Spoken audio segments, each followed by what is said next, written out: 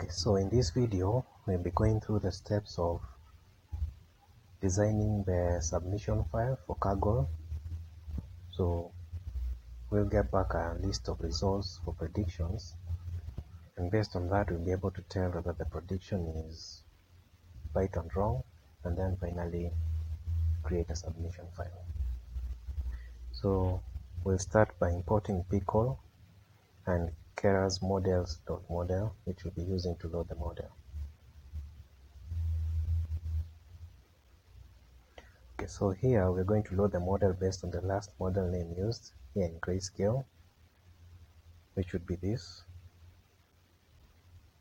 model name, added on top of it the H5, which is the file extension. So loading the model takes only a few seconds, which is fast enough. The second step is to now preload the test image data using the Pickle file. And as you'll see, this is a fairly fast process, which barely took even a second. And using length, I can check whether the data has the right format, the right number, so how many images are inside here, and it's okay. So one thing that I neglected to do in the last stage was reshape the test images. So with this I'll be the test images is reshaped to have the same format as the data that's given for the model when it's being trained. So additionally, on your end, you might decide to use this reshape when you're saving your Pickle, so you don't have to go through this additional step to reshape, or you can reshape after, whichever you find to be easier for you to do. So what I'll do here now is run a model prediction so you can see how the result works, the result looks. So in this case, I'm now predicting 12,500 images, and this is actually going to take a while. Based on my last prediction, it took about roughly 3 to 5 minutes to finish, which isn't too long in consideration to how many images you're working on. But the main point is I wanted you to see how the data looks once they return. So with that, now you'll get an outline of the data, and just to step into the next few lines. Over here we have test images, so I'm just going to show the first item in this line, so it's finished. So as you can tell, that was even less than 3 minutes. So it's pretty fast, considering that you're asking me to predict a lot of images at once. So the next step is I want to show what the first image looks like, which is basically the data inside as an array, a NumPy array. So this is just basically the outline inside. And next step is I need to import OS so I can get back the list of images that I had. This is just the file names, and the reason for this is I didn't prior to this save the file names, and since here when I was doing the loading for the test images, I didn't use a random shuffle, which I did use for the train images. I didn't shuffle the list of test images that I was feeding inside. So thanks to that, the first image, for example, here you have the first image in the training set or the test set, which is 11,522. I'll also show that that's the first image here also. So the image still comes in the same order while you do this. So I now add another new line here, and then I check test images. The first item, still the same file of 11,522 to JPG. So basically we are getting the data in the same order. So that's a good thing, and unless you actually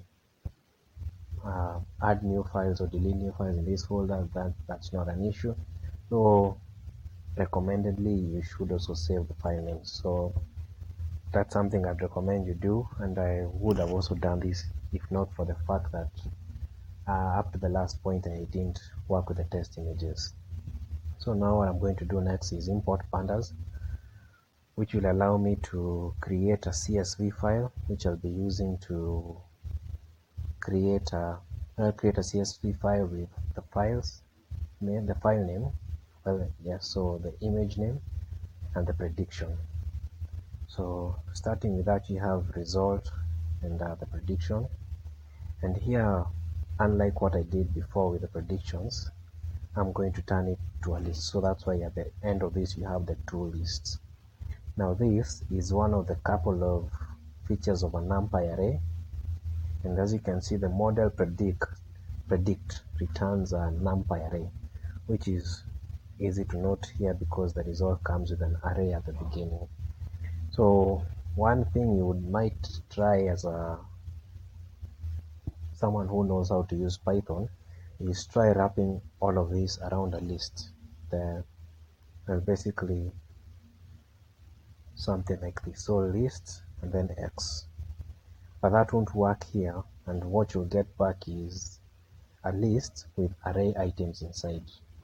So advisably, you should use the toList feature, which now returns your items as a list itself, instead of trying to use the common way of using a list the list function wrap around whatever data you have to turn the format to a list. So one way of actually doing this, one advantage of doing that would be if you had, for example, a tuple, which is an immutable list in a sense that you wanted to turn into a list. But in this case, this is how you do it. But note what I'm getting is a list with a list inside with a single item inside.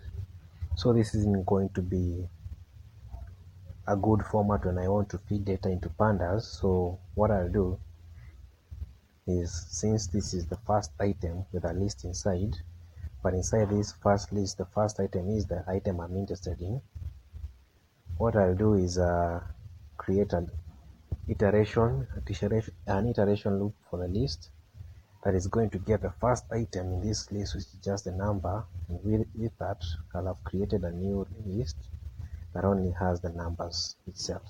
So with that, now I have the list that I need.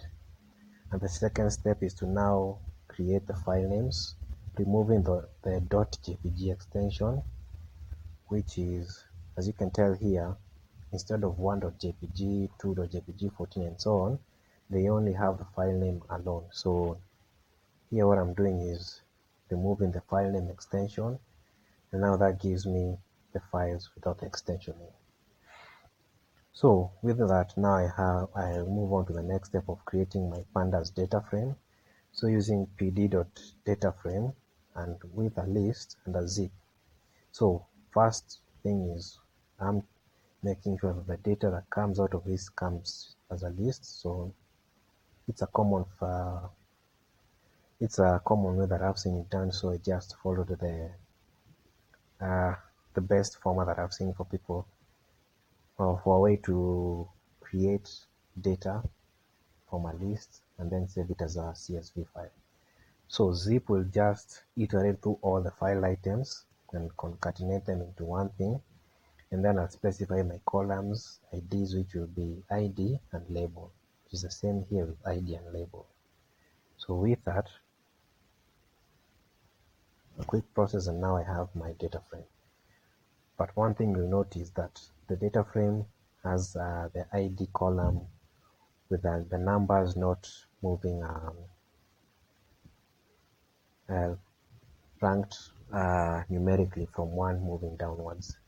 So you can fix that using df.sortValue by ID, and additionally in place equals to 2, so you don't have to do df equals to this. So that changes the data frame in place. So that's a cool idea if you actually want to avoid redefining your data frame over time by specifying df equals to whatever changes that you made. In place equals to true is something you use if you don't want to have two separate data frames.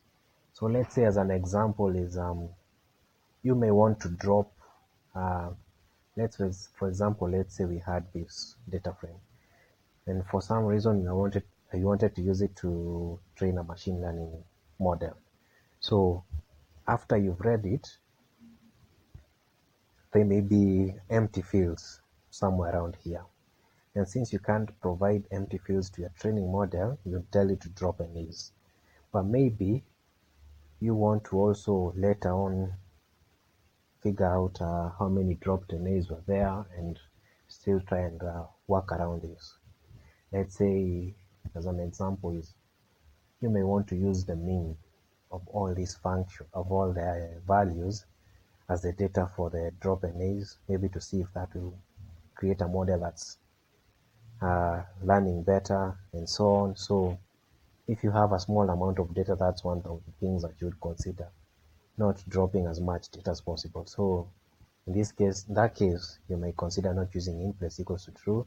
But in this case, since I don't want to work with two separate data frames, I use that. So finally, if I do df to head to see the layers, the ID sorting lines, I can see that basically now they've been sorted correctly.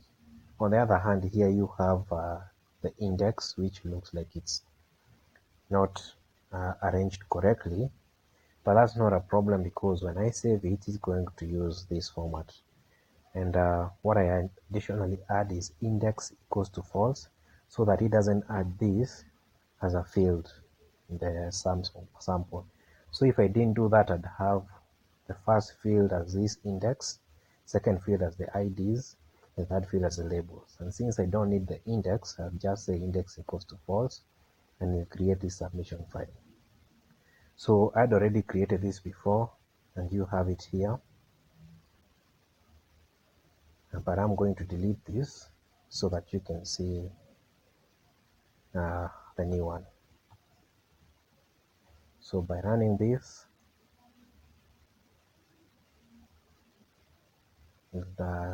now correctly I've created the submission file, and we'll have the data set. So this one is the data that you'll provide to Kaggle to be ranked on your machine learning model. So for example, let's say you had this, which may look to you as an outline, because usually the values goes from 0 to 1, and you see something that looks like 1.69 and so on, and that looks like it's above 100%, which is an unexpected value. But if you look at the value at the top here, you'll see it's actually 0.00 downwards, and this is actually from an exponent. So you see e minus 0.5. So if you take the dot here and shift it 5 points to your left, you'll get this. So that's basically how you see this. So that's just one thing to consider about how values are represented in Excel. Also, using what I'm using here is LibreOffice. So there may be ways to tweak this to look in a different way, but that's something I just wanted to point out so that you don't feel concerned that your values are incorrect. So with that, we have already finished covering how to use your model to make predictions and create submission files using the test dataset.